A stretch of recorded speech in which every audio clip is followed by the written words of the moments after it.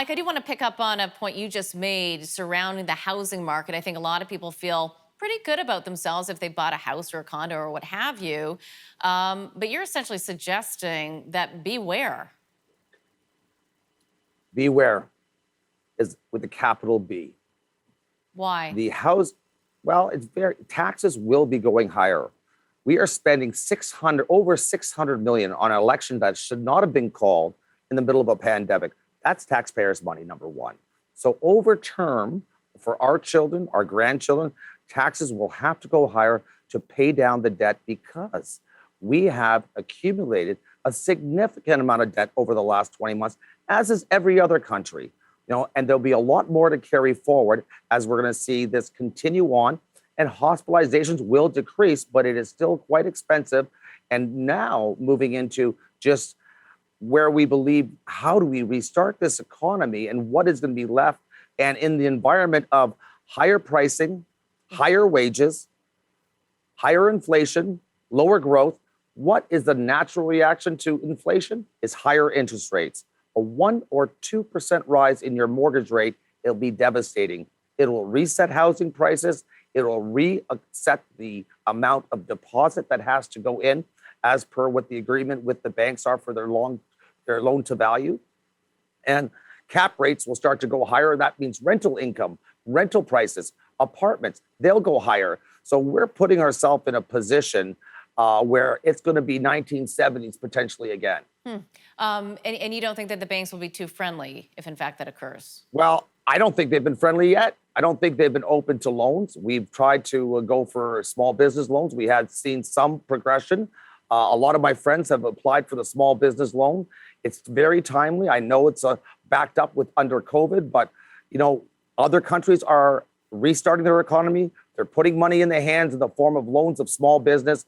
I just don't see our country doing it right across the board. And I need to really reemphasize that this is a team effort. This is government with private industry, i.e. the banks and lenders, and then the partnership with the entrepreneurs and the business owners.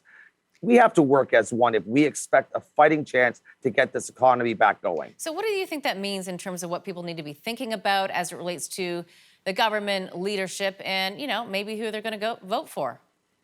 Well, I think that, what you have to look at is what the policy is. The fact that Trudeau had said that he doesn't believe in monetary policy, well, that's a pretty easy decision because that's the biggest factor right now, as well as with the pandemic, that need to be addressed. Yes, I believe in climate change, but you can't pay for climate change issues or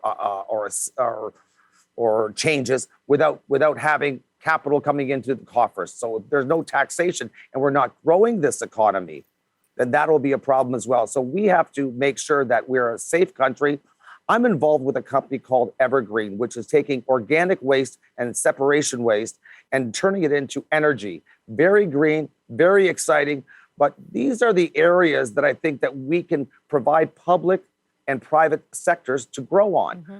In the bank sector, we have Wealthsimple and a company I'm involved with called Mogo. These are non-traditional digital banks. We have to take the cost out of the system, the high fees and charges, the higher taxation that will continue to come down our way, and replace it with low fees, lower taxation, and give the population a chance to come back to this world and have a fighting chance. The population needs to pay down their debt. So in the event there is a housing crisis, which I truly believe over the next 2 to 4 years, it will come to fruition, then they have a chance to not be in a situation as we saw in the U.S. in 2008 to 2012. Mm-hmm. Because what happens, you're forced to sell at ridiculously low prices, which is currently the scenario in the commercial market. This should be a time people should be buying. But capital, including myself, have been waning here. And, I'm in a position with vacancies that I will have to sell some properties. So I'm very disappointed on the policy that we've taken so far to date.